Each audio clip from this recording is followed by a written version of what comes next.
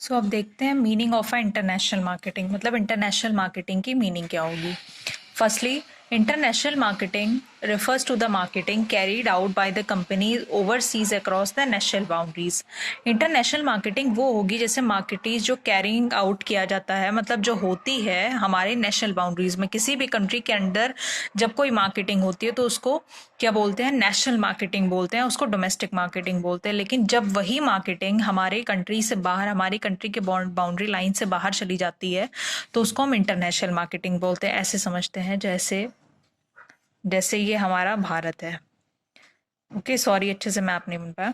ये हमारा भारत है, ठीक है। अब यहाँ ये तो हमारा पूरा भारत है, लेकिन अभी यहाँ से इस बाउंड्री से बाहर कोई चीज होगी तो वो क्या होगी, इंटरनेशनल मार्केटिंग होगी, ठीक है। यहाँ पे क्या है, नेपाल, यहाँ पे हाँ नेपाल है, फिर चाइना है।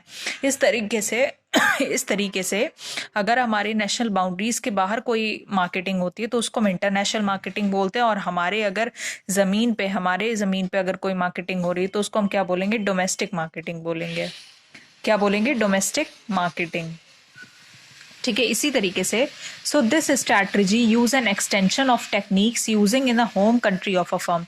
ये जो स्ट्रैटेजी है ये टेक्निक्स को बढ़ावा देती है हमारे फर्म में, ठीक है। It refers to the firm level marketing practices across the border including marketing identification targeting.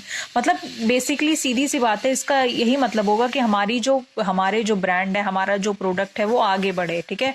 हम अपने प्रोडक्ट को आगे बढ़ाएं, ठीक है। हम उसका सिलेक्शन करें अच्छे से, मार्केटिंग, ये सब मार्केटिंग प्रोसेस होते हैं। मैं आपको आगे आने वाले दिनों में पढ़ाऊंगी। Strategic decisions to complete in international markets, ठीक है। जैसे एग्जांपल, सबसे बढ़िया एग्जांपल मैं रिफाइन करके दे रही हूँ। जैसे when McDonald's entered in India, जब मैकडोनल्ड्स, बहुत बड़ी कंपनी है, बर्गर की कंपनी है ये, है ना, बर्गर की कंपनी है। जब मैकडोनल्ड्स जो है इंडिया में एंटर करती है, ठीक है, they did an extensive research before zeroing upon the menu of an offer of Indian customers. जैसा कि हमें पता है कि भारत में ऐसा, मतलब बाहर, जैसे बाहर वालों के की कुछ कुछ मिथ होते हैं कि भारत में ऐसा होता है कि वहाँ पे ज़्यादा लोग नॉनवेज को नहीं प्रेफर करते अपने खाने में। जैसे हम देखते हैं कि फॉरेनर्स या फिर बाहर के लोग जो है नॉनवेज ज़्यादा पसंद करते हैं, लेकिन जो भारत के लोग होते हैं उनको इतना ज़्यादा नॉनवेज नहीं पसंद होता। खाते सब हैं लेकिन इतना ज़्यादा लोग प्रेफर नहीं करते कि अपने ब्रेकफास्ट में भी खा रहे हैं या फिर डिनर में भी ले रहे हैं, लंच ब्रंच, ऐसा कुछ नहीं होता। तो क्या होता है, they did an extensive research before zeroing upon the menu of an offer of a Indian market, Indian consumers. तो मैकडोनल्ड्स ने पहले क्या किया, मार्केटिंग रिसर्च किया कि भारत में किस तरीके से हम क्या उनको सर्व करें जो मतलब 1 मिनट में पसंद आ जाए इंडियन कस्टमर्स को। तो the entire menu was a tailor based as per the Indian consumer taste. सब हर तरीके, जब उन्होंने पेश किया ये चीज़, मैकडोनल्ड ने इंडियन मार्केट में पेश किया तो उन्होंने इंडियन कंज्यूमर टेस्ट के हिसाब से, ना कि सीधे ही लाके बीफ, सीधे ही लाके हड्डी, या फिर सीधे ही लाके ऐसा कुछ रख दिया, ऐसा कुछ नहीं है। इंडियन कंज्यूमर टेस्ट के हिसाब से उन्होंने हर चीज़ की, ठीक है, जैसे कंज्यूमर को, जैसे भारतीय कंज्यूमर्स को पसंद है।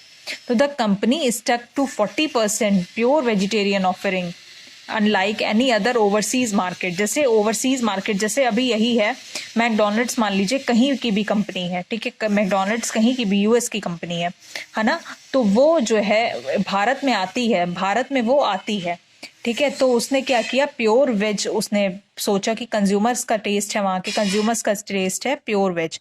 लेकिन अभी यही जो मैकडोनल्ड्स कंपनी है ये जाती है रशिया जाती है, मान लो रशिया जाती है, तो रशिया में क्या ये प्योर वेज करेगी? नहीं करेगी, क्योंकि वहाँ के कंज्यूमर्स को प्योर वेज नहीं, वो लोग ज़्यादा नॉन वेजिटेरियन प्रेफर करते हैं, ठीक है।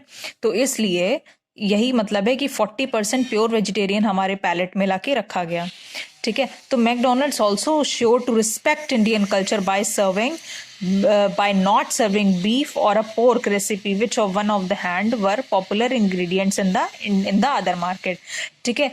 तो मैकडोनल्ड्स ये श्योर थे कि हम इंडियन पर्सपेक्टिव को हर्ट नहीं करेंगे, इंडियंस की सोच को हम हर्ट नहीं करेंगे कि हम सीधे लाके उनके प्लेट में बीफ हड्डी या रख दे रहे हैं, कुछ भी चिकन रख दे रहे हैं, ऐसा कुछ नहीं, ठीक है। तो यही मतलब उन्होंने 40% प्योर वेजिटेरियन को रखा पैलेट में।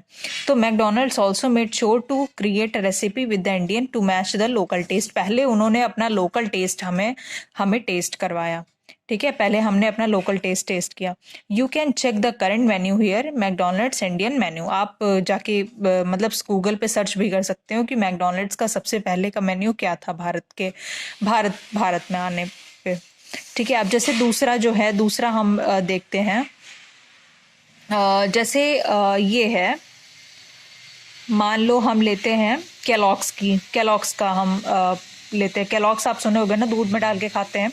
तो केलॉग्स की जो कंपनी थी वो क्विकली उन्होंने ये लर्न कर लिया। पहले क्या था, केलॉग्स आप अगर बाहर की कंट्रीज में गए हो तो केलॉग्स जो है नॉनवेज का भी आता है ना, उसको लोग नॉनवेज में भी लेना पसंद करते हैं। लेकिन Kellogg's quickly learned from their mistakes and customized their product from their original recipe to wheat flakes and rice flake। तो इंडियन पैलेट के हिसाब से उन्होंने व्हीट फ्लेक्स और राइस फ्लेक्स को पैलेट में रखा। There are plenty of other examples for global giants customized their offering to meet Indian customers' equipment and thrived। ठीक है, काफ़ी ऐसे बहुत सारे एम्पल ऑफ एग्जाम्पल्स अवेलेबल हैं। जैसे नोकिया है, हिंदुस्तान यूनिलीवर लिमिटेड है, एमटीवी एक शो भी आता है टीवी में।